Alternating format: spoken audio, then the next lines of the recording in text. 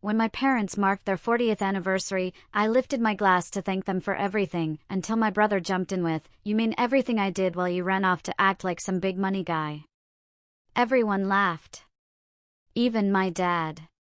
None of them knew I was the one who quietly cleared his $80,000 medical bill last year. So I stood up, pulled out the folder, and changed what that dinner meant forever. The text hit my phone late at night, a single sentence that stole my breath. It wasn't an apology, or even a question, it was a death sentence for my family as I knew it, and it ignited something I thought I'd buried long ago. I never used to keep score, especially with family. For most of my life, I genuinely believed that just showing up, being generous, quietly dependable, the one who handled things without a fuss, would be enough. I thought my actions would speak for themselves. But over the last year, particularly after one unforgettable family dinner, I learned a hard truth: sometimes silence doesn't earn respect, sometimes it just makes you invisible. I'm Liam, 37. I run a portfolio of businesses, real estate, a digital marketing agency, some investments in local coffee shops and startups. I'm not private jet wealthy, but I'm doing well enough that money hasn't been a worry in years. The problem with family, though, is they often don't see who you've become. They lock you into the version of you they're most comfortable with, the one who left home at 22, chased the money, only came back for holidays, and sent checks instead of hugs. I grew up in a small town in Ohio, pretty much the middle of nowhere. My parents, David and Susan, were high school sweethearts, truly salt of the earth. Dad worked in a factory his whole life until he was laid off in his late 50s. Mom cleaned houses, sometimes did childcare. We weren't poor, but we were always on the edge. I moved out the moment I could, college first, then city jobs, then my own thing. And yeah, I got lucky. I built something. But the more successful I became, the more distant I felt from the people I loved. I always helped quietly. If my parents needed a new fridge, it just showed up. When their car died, I just happened to have a client donating one. 2 years ago, when Dad was diagnosed with a heart condition and had sparse insurance, I told them not to worry. I framed it as needing business write-offs, like it was for taxes. Truth is, I paid off over $80,000 in medical bills last year without blinking. They never asked. I offered, but never made a big deal. I figured that's what a good son does. You don't tally it up. You don't look for applause. But someone in my family definitely did. My younger brother, Mark, 34, stayed in town. He works a regular 9 to 5 at a car dealership and lives 5 minutes from our parents. He's always been the loyal son, mows their lawn, drives them to appointments, helps around the house. I don't want to diminish that, it matters. But there's always been this quiet tension between us, like he's measuring himself against me and always coming up short, even when I wasn't competing. And instead of talking, he'd let it seep out in passive-aggressive jabs, comments that stung more than they should. For the longest time, I let them slide, thinking I deserved it for leaving. Then came the anniversary dinner. David and Susan hit 40 years of marriage this past summer. Mark organized a big dinner at this rustic local venue, an old barn now serving overpriced steak with craft beer. It was beautiful, fairy lights, vintage tableware, the whole thing. He did a great job, and I told him so. I even helped cover a chunk of the cost, Venmoing him the money without asking for recognition. Just wanted to support. My girlfriend, Chloe, came with me. We've been together a couple of years. She's poised, kind, sharp, and she clocked the weird energy the second we walked in. You know that feeling when you enter a room and everyone's already decided how they feel about you? Yeah, it was like that. We sat at a long table with about 25 family and friends. It started out lovely, everyone chatting, laughing. Then it was time for toasts. Mark stood first, giving a heartfelt speech about how our parents' love was a beacon of stability, how he learned commitment from them. It was sweet. Everyone clapped. Mom wiped her eyes. Then Dad nodded at me and said, "Liam, you want to say something?" I hadn't planned on it, but I stood. I kept it simple. I raised my glass and said, to Mom and Dad, for teaching us love, sacrifice, and the kind of hard work that builds not just a life, but a legacy. I wouldn't be the man I am today without you both. I looked at them. For a moment, Dad smiled like he meant it. Then Mark laughed. Just one of those sharp exhales through the nose, like he couldn't help himself. I glanced over. He shook his head and said, loud enough for everyone to hear, "You mean everything I did while you ran off to play rich businessman?" The laughter around the table started small, nervous, but it grew. Dad actually chuckled. Mom gave Mark a light shove, like he was just being cheeky. My Aunt Linda snorted into her wine. I forced a tight smile, raised my glass again, and sat down, my heart thudding against my ribs like a warning drum. Chloe didn't laugh. She reached under the table and touched my knee, just once, anchoring me. I didn't say anything. Not then. Not when Mark made another joke later about me probably writing off the dinner as a business expense. Not when Dad called him the real MVP of the family for always being there. Not even when I caught Mom glancing at me like I was a guest instead of her firstborn son. But something cracked that night, and I couldn't stop thinking about it. It wasn't just the disrespect, it was how easy it was for them to laugh at me, how easily my quiet contributions had been erased. I'd never asked for recognition, but I'd assumed, deep down, that it would come, that the truth mattered. But maybe the truth only matters if you speak it.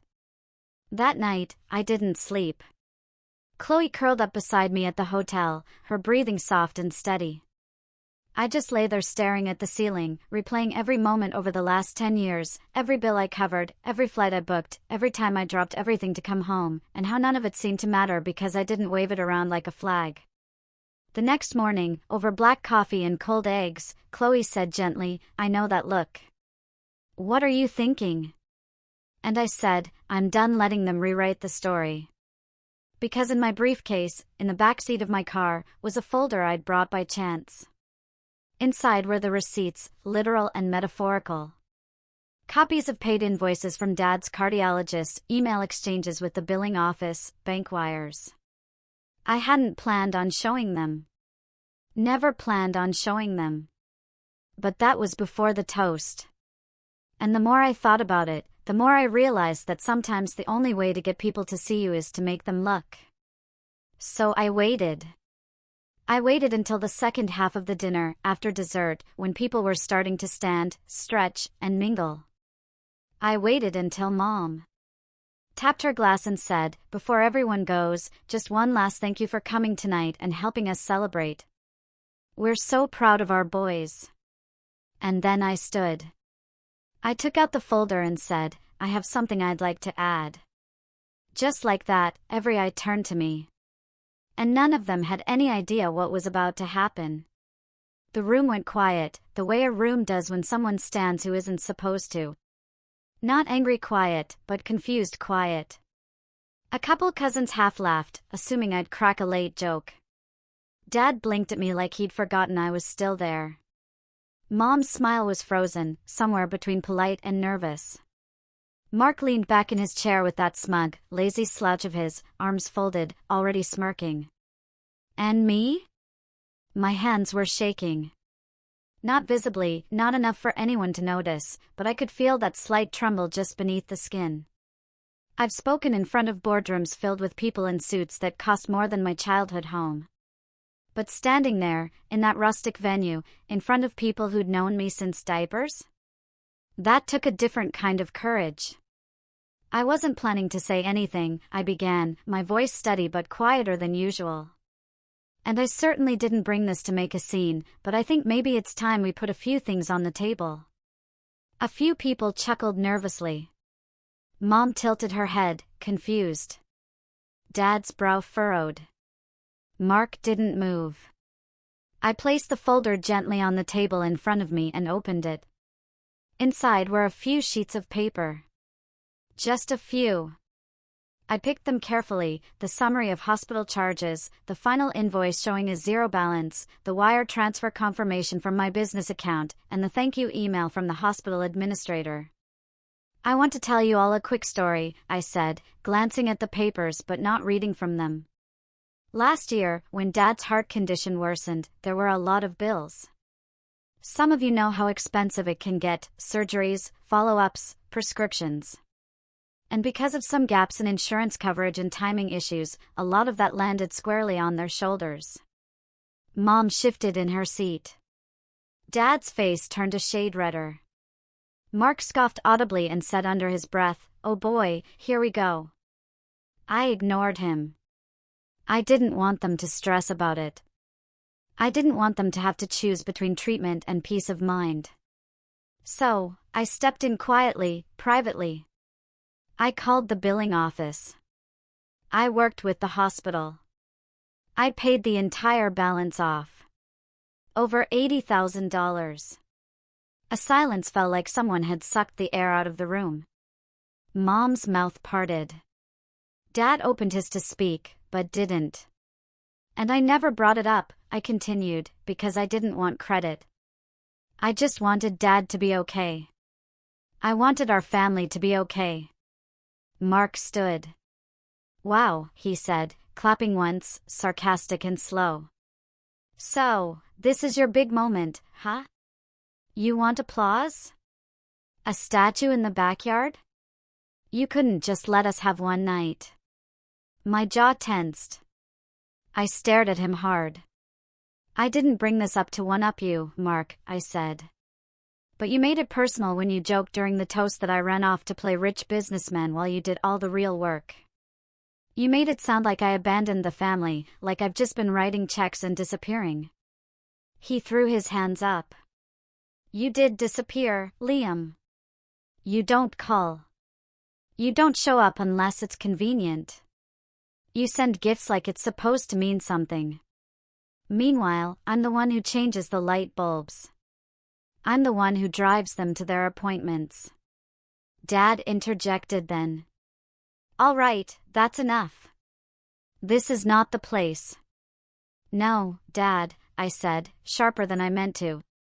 "Maybe this is exactly the place, because for years I've watched this narrative take shape that I'm the selfish one, the absent one, while Mark's the hero for sticking around.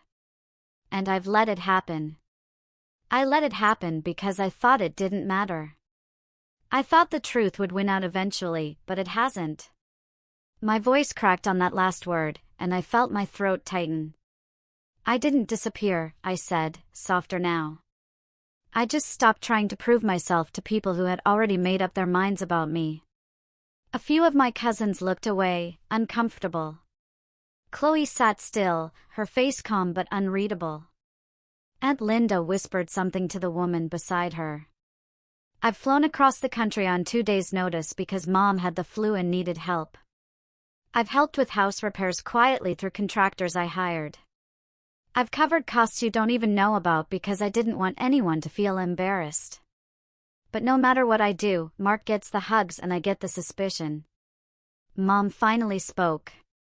"Liam, honey, that's not fair."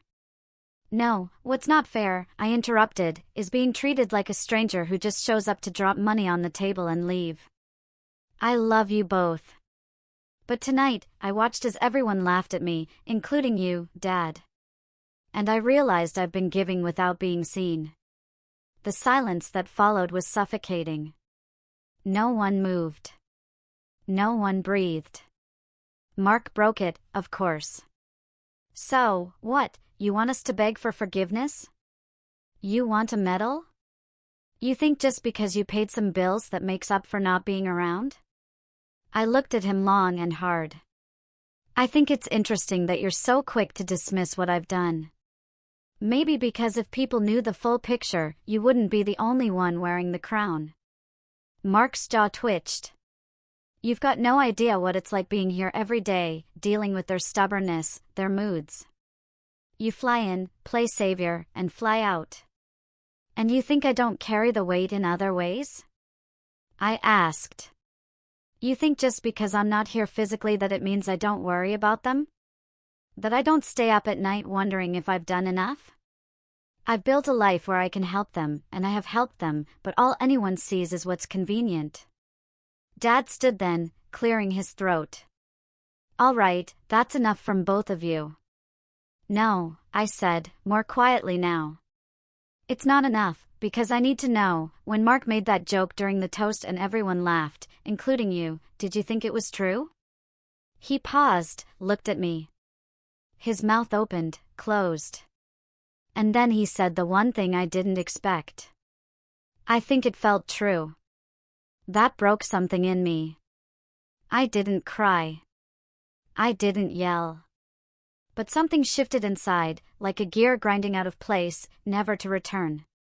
I nodded slowly, more to myself than to anyone else. Right, I said. Okay, Liam, Mom said, her voice suddenly gentle. That's not what he meant. No, Mom. That's exactly what he meant. And that's okay. At least now I know where I stand. I collected the folder and closed it. Chloe stood beside me, placing a hand on my back, and I realized then that I'd been gripping the edge of the table so hard my knuckles were white. I'll be leaving in the morning, I said. Didn't want to make this trip about me, but I won't apologize for finally telling the truth. And just like that, I stepped away from the table. My legs were heavy, but my chest felt lighter. I walked past my cousins, past the neighbors, past my dad, who didn't meet my eyes. Mark muttered something I couldn't hear. Mom called my name once, but I didn't stop. We got in the car. Chloe buckled her seatbelt without a word. We drove in silence for a while, the sound of gravel crunching beneath the tires. Finally, she reached over, gently took my hand, and said, "You did the right thing." I don't. No, I replied. I feel like I just lit a match in a dry forest. Maybe, she said. Or maybe you finally burned down a lie that needed to go. The next day, I didn't say goodbye. I checked out of the hotel early, left a note at the front desk for my parents. Just a short message, I'm still your son, but I won't be your scapegoat. And I meant it. But the fallout hadn't even started yet. Because 2 days later, I got a phone call that changed everything. And that's when the real betrayal hit, one I never saw coming. For the first 3 days after I left, the phone didn't ring. No missed calls, no texts, no "where did you go?" or "can we talk?" Not from Mom, not from Dad. Certainly not from Mark. And I know what you might be thinking, why would I expect anything different after what happened at the dinner? But the truth is, some small part of me, some rusted childhood part, still hoped that maybe my parents would reach out. Not to apologize necessarily, just to acknowledge me, to say, "We heard you," to ask if I was okay. But they didn't. The first call came from my Aunt Linda. Mid-morning. I was in my apartment back in Denver, sipping burnt espresso and pretending to answer emails while my mind played reruns of that night on loop. "I just thought you should know," she said, her voice low and weary. "Mark's been going around saying you threatened the family at the dinner, that you tried to blackmail your parents with money." I blinked. "What?" "He said you brought some folder, waved it around, and said if they didn't start appreciating you, you'd cut them off. That you've been holding money over their heads for years. A few people already believe him." I didn't speak for a moment. My mind couldn't wrap around it. "That's not what happened," I finally said. "I know," she replied. "I was there. But you should know he's getting ahead of the story. And your parents haven't said a word." Of course, they hadn't. "Thanks, Linda," I murmured. She hesitated. "Just be careful. You know how this family works." Oh, I did. I'd just let myself forget. That call was the beginning of a long, quiet unraveling. Over the next week, I started seeing the ripple effects. My cousin Sarah, who used to like every one of my Instagram posts, unfollowed me. A few old family friends stopped responding to texts. One of Mom's neighbors, a woman I'd once paid 6 months' rent for after her husband passed, left a passive-aggressive comment on my business Facebook page about narcissistic sons who think money fixes everything. It hit me harder than I expected. Not because I needed validation from them, but because I'd built this fragile illusion that the truth would eventually speak for itself, that people would see through Mark's resentment, that my parents would stand up and clarify things. Instead, they stayed silent. And Mark? He doubled down. I started getting tagged in subtweets from his friends, thinly veiled jabs about family members who abandon their roots, and money guys who think they can buy loyalty. One of his Facebook posts read, "At least I'm not the kind of son who needs to carry around a folder to prove he's worth something." That one got 100 likes. My dad even commented, "Proud of you, son." And that was the real gut punch. I didn't eat much that week. Chloe noticed. She cooked dinners I barely touched. Sat with me in silence. Rubbed my back when I couldn't sleep. She didn't push, just let me feel it. I remember one night I was staring at the ceiling again, that same cold emptiness I'd felt in the hotel crawling back under my skin. And I said quietly, what if they were right? What if I really did run off and forget them? She turned toward me, eyes wide with disbelief. Liam, no, you didn't forget them. You made your own life. You built something. And you never stopped showing up for them. They just didn't want to see it unless it looked like what they expected. But maybe I should have just kept paying and stayed quiet. She sat up then. Let me ask you something. If a friend treated you like this, dismissed your help, laughed at your pain, lied about you, would you still show up for them? I didn't answer. She reached for my hand.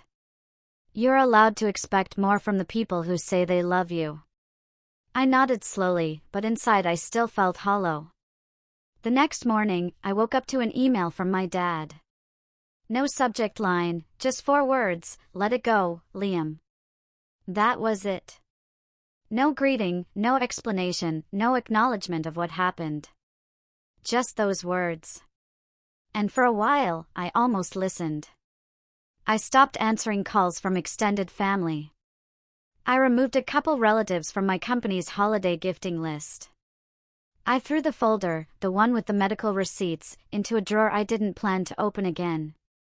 I even ghosted Aunt Linda's follow-up message because I didn't know how to respond without sounding bitter. I kept working. That was the one place where things still made sense.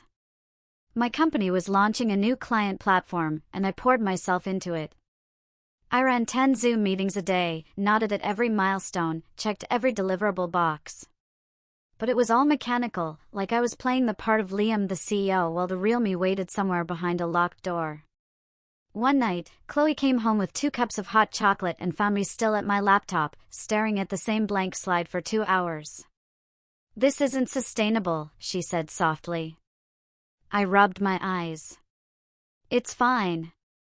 I'm just tired." She sat beside me, handed me a cup. "You're allowed to grieve, you know." I didn't respond, but something in me cracked.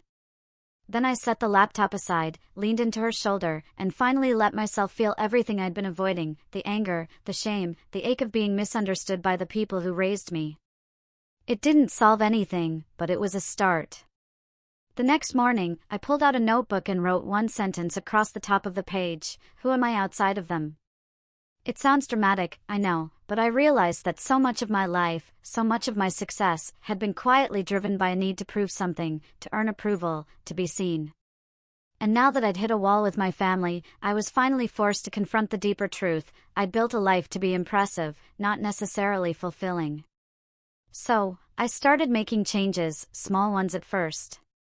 I restructured my schedule to include time for actual hobbies, not just productive activities.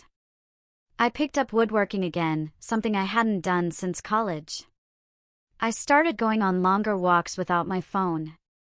I reached out to an old mentor from my early startup days just to catch up and ended up reconnecting with a few people who reminded me of who I was before I started performing for everyone else. I also launched a passion project that had been sitting in my drafts folder for years, a nonprofit mentoring program for small-town high school students interested in entrepreneurship. I named it after my grandfather, the only man in our family who ever told me I could do anything. Within a few weeks, we had our first cohort of 10 kids. One of them, a 17-year-old girl named Maya, asked me during a Zoom session, "How did you know you wanted to be successful?" And I said, before even thinking, I didn't. I just wanted to be loved. The words hung there for a second. And then I laughed, not bitterly, but with a kind of surprised relief, because it was true, and I wasn't ashamed of it anymore. A few weeks later, Chloe and I went on a trip to Nashville for her friend's wedding. It was rainy, cold, and absolutely beautiful. I left my phone in airplane mode for 3 days. Didn't check emails. Didn't think about Mark. Didn't even dream about the anniversary dinner. For the first time in what felt like years, I wasn't replaying old wounds. I was just present. I started sleeping better, eating better, laughing more. And somewhere in the middle of that slow rebuild, something interesting happened. I started getting messages, not from Mark, not from my parents, but from their friends. Dad's old coworker reached out on LinkedIn. "Hey, just wanted to say, heard what you did for your parents." That was incredibly generous. Don't let anyone twist it. A neighbor emailed me to say her husband had recently been diagnosed with the same heart condition, and she wanted to thank me for advocating for better billing transparency. Even a cousin who had been cold to me after the dinner sent a DM, "I'm sorry for judging you." I didn't know the full story. It wasn't a flood, just a trickle, but it was enough to remind me that truth doesn't always echo in the loudest room. It travels quietly, person to person, and eventually lands where it's meant to. Still, I kept my distance. I wasn't ready to go back. Not yet. But then something happened that dragged me right back into the middle of it. Late one night, around 11 p.m., I got a text from Mom. Just one sentence, "I need to tell you something before it's too late." I stared at it for a long time, and before I could even reply, another message came through, "Your name was removed from the will. Mark said you told us to go ourselves. Your father signed the papers last week, I didn't move." I just sat there frozen, the phone glowing in my hand like a fuse that had just been lit. I read the message 3 times, then a 4th. Then I set the phone down on the counter, walked to the sink, and poured myself a glass of water, trying to slow the sudden rush of blood in my ears. The apartment was dark except for the under-cabinet light above the stove. Chloe was already asleep in our room, her book resting open on her chest. I just stood there in the kitchen, gripping the counter with one hand, glass in the other, trying to process the fact that my father, my own father, had signed a legal document that erased me from his legacy. Removed from the will because Mark said I told them to go screw themselves. I hadn't. I would never. But in their silence, in their willingness to be manipulated, the effect was the same. I finally picked up the phone again and replied, "What are you talking about?" The little typing bubble flickered for a few seconds, then it disappeared. Then nothing. I didn't sleep that night. I barely moved. My mind was cycling through every emotion it knew, rage, disbelief, sadness, confusion, and finally landed on a single, sobering clarity. I had spent my whole adult life giving this family the benefit of the doubt, hoping they'd see my worth on their own, hoping the truth would rise through the cracks like sunlight through broken blinds. But people don't see the truth when someone's already handed them a more convenient story. And now they were writing me out of it entirely. I didn't care about the inheritance. Not really. I had my own success. I didn't need my dad's money or property or pension. But it was what it meant. What it said, that after everything I'd done, everything I didn't say, every sacrifice I never paraded, they were willing to cut me out based on a lie. And I knew exactly whose lie it was. The next morning, I called my attorney. "Hey, Robert," I said, calm but cold. "You remember that family trust review we talked about a few years ago?" "Of course," he said. You decided not to move forward with it at the time. Well, I said, I changed my mind. See, there's something Mark never understood about me. He thought I was just the guy who threw money at problems and expected applause. But I don't throw anything. I place intentionally, strategically. I build. I map. I invest. And when I play the long game, I win. Back in 2019, during one of my rare visits home, Dad offhandedly mentioned he was worried about his assets. Said something about taxes eating away at the house he'd spent his life paying off. I offered to help, naturally, but he waved me off like he always did when anything smelled remotely like financial advice. That was one of our oldest dynamics. He hated feeling like I knew more than him. So instead, I asked around, dug into the local zoning laws, talked to a buddy in property law, and I learned something interesting. Their home, the one Mark was so eager to inherit, was sitting on a corner lot zoned for small business development. Not particularly exciting, unless you knew the city had just approved a nearby shopping center expansion that would double foot traffic on their street. Which meant that the dusty 3-bedroom ranch house my dad considered his modest retirement asset. It was sitting on land that would soon be worth millions to the right buyer. I hadn't said anything at the time. I'd filed it away because, again, I wasn't playing to win back then. I was just trying to be a good son. But now I had a reason to play. I called Robert and explained the situation briefly, without emotion.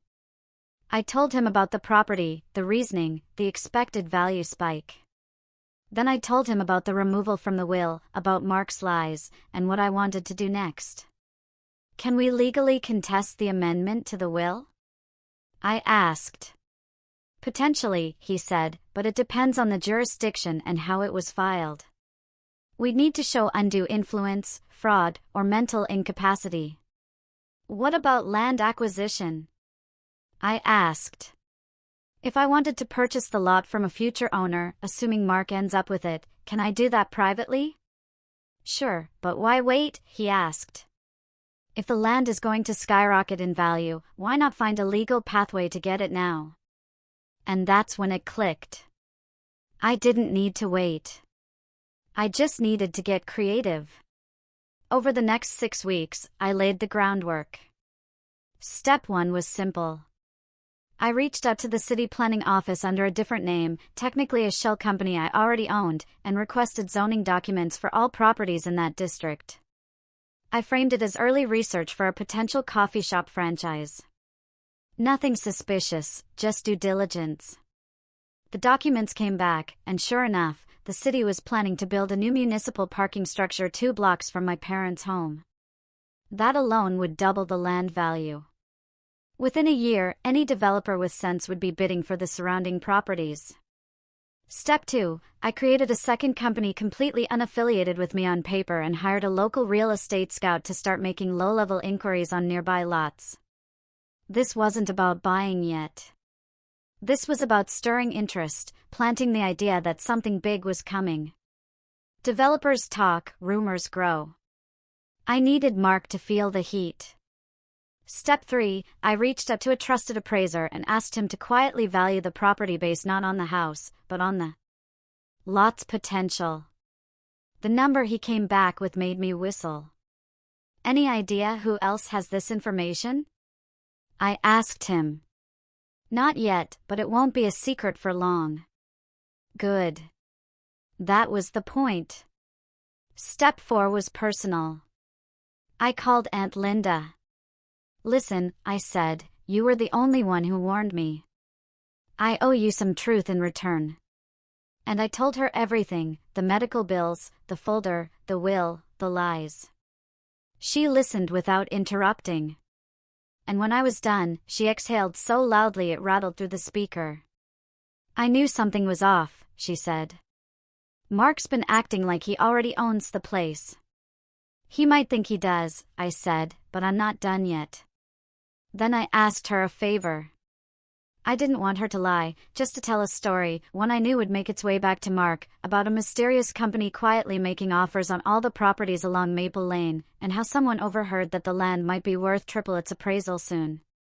She agreed. She even smiled.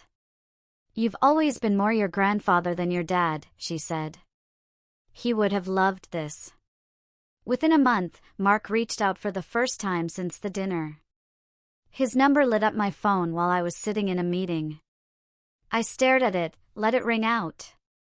He tried again that night. Left a voicemail, "Hey, just checking in. Heard some stuff about the neighborhood. Thought maybe you'd know something." I didn't reply. 2 days later, Mom texted, "Did you tell someone to make an offer on our house?" I ignored it because the truth is, I didn't need to do anything else. Mark was already unraveling. The rumors worked. The market was shifting. And now the property he'd fought so hard to inherit was about to become a liability. Because if he didn't act fast, someone else would. Someone like me. But I wasn't after the land. Not yet. I was after something bigger, something louder. And the perfect opportunity was just around the corner. See, every spring, our family does a reunion picnic at Riverside Park. Mom organizes it. Dad grills. Mark usually brings the speakers and plays old playlists that haven't been updated since 2012. This year was different. This year, I RSVP'd, and I brought the guest of honor, my lawyer. The morning of the family picnic, Riverside Park was already buzzing by the time Chloe and I arrived. Kids running between the barbecue pits, coolers cracking open, folding chairs arranged in lopsided semicircles. The same faded David and Susan family reunion banner fluttered from the same tree it had every year since 2003. It was a scene I knew too well, warm, familiar, and this time completely unaware that the air was carrying something else with it. A storm. Not loud, not fast, but precise. I hadn't been to one of these since before the pandemic. Part of me expected whispers, side eyes, maybe even someone telling me I wasn't welcome after everything that had gone down. But when we walked up, everyone smiled, offered food, nodded politely. Some even hugged me. Because that's the thing about rumors, they only work until the truth walks in wearing a tailored jacket and mirrored sunglasses. Chloe and I sat up near one of the shaded tables, nodding to relatives as we passed. She looked incredible, as always, calm, poised, knowing exactly what this day meant to me. And right beside us, in a casual navy button-up and jeans, was someone most of the family had never met before. Robert Weiss, I introduced him. Attorney, strategist, and the quiet engine behind what was about to unfold. "Do we expect fireworks?" he asked me under his breath, watching Mark lug a cooler across the grass. "No," I said, popping open a soda. "We expect clarity." It didn't take long for the vultures to circle. Within 15 minutes, Mark had already made a beeline to our table. "Liam," he said with a tight smile, looking between me and Robert. "Didn't expect to see you here, especially not with company." "Nice to see you, too, Mark," I said. "This is Robert. He's here on business." Chloe sipped her lemonade and didn't say a word. Mark raised an eyebrow. "Business at a family picnic?" "I figured if everyone's going to keep confusing money with malice," I replied, "I might as well bring someone who knows the difference." His smile twitched just a little. "You've always had a flair for drama. And you've always had a habit of lying to people who trust you," I replied.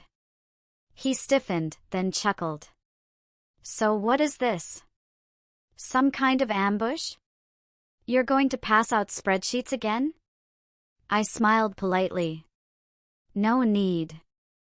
I'm not here to prove anything to you." Then I stood up and said loudly, "But I am here to clarify a few things." The music kept playing. Kids kept running, but a few heads turned. Aunt Linda definitely heard me. So did Uncle Tom and Cousin Sarah. Mark raised his hands like he was being arrested. "Oh boy. Here we go again." I ignored him. "I'd like to say something," I said, louder now. "Just real quick. Not a speech, a clarification. That got their attention. Mom looked up from the grill, startled. Dad paused mid-flip of a burger. Chloe touched my elbow lightly, signaling I had the floor and the support. Some of you know there's been tension lately, misunderstandings. And that's fine. Families are messy. But I want to be transparent about what's really been going on, especially before things spiral even further. Robert stepped up beside me, calm and professional. Last year, I said, my brother told my parents I threatened them, that I used my financial help to manipulate them. Based on that lie, I was removed from their will. A few gasps. Mom looked down. Dad stared stone-faced. I didn't find out until after the fact, through a text, and I chose to walk away. Mark was fuming now, red-faced, shifting on his feet. No one wants to hear this. I'm not asking, I said, turning to him. I'm stating. Because you spent months poisoning people's opinions of me, and now they deserve the truth. He opened his mouth, but Robert stepped forward and said, we're happy to provide documentation, including hospital billing records, correspondence, and bank statements proving Mr. Liam covered over $80,000 of medical debt anonymously and without conditions. He did not at any point threaten to withhold support. What he did was step back after being mocked, disrespected, and deliberately cut out of a legacy he helped secure. Silence. You could hear the wind through the trees. But that's not the reason we're here today, I continued. What you all should know is that over the last 6 months, I've been working with the city's planning board, developers, and my legal team to explore a business acquisition project in this area. Now, people were really paying attention. Robert nodded. We've quietly purchased 3 properties adjacent to David and Susan's residence through one of Mr. Liam's companies. Based on public rezoning approvals and upcoming development initiatives, this area is projected to increase in value by 200% over the next 18 months. Murmurs, heads swiveling. Mom paled. Mark blinked. Wait, what? I turned to him. You didn't know? That's surprising. You did spend the last year playing king of the castle. Robert pulled out a manila envelope and handed it to Mark. That's a formal purchase offer for the property. Full cash value, 25% above projected market rate. It's valid for 30 days. Mark flipped through the packet like it was written in a foreign language. You can't be serious. Oh, I'm dead serious, I said. See, I'm not here for revenge. I'm here for resolution. You wanted the house. You fought for it. Fine, keep it. But now you know what it's really worth. You can sell it and walk away with more money than you ever imagined. Or you can hold on to it, deal with the city, the developers, the permits, the taxes, the offers, the lawsuits, the attention. Your call. His face was red now, sweating, panicked. I don't understand. Why would you do this? I looked him in the eye. Because I want you to understand what it feels like to fight for something, win it, and still lose everything that mattered. A long, quiet beat passed. Then I turned to my parents. I loved you both more than anything, I said.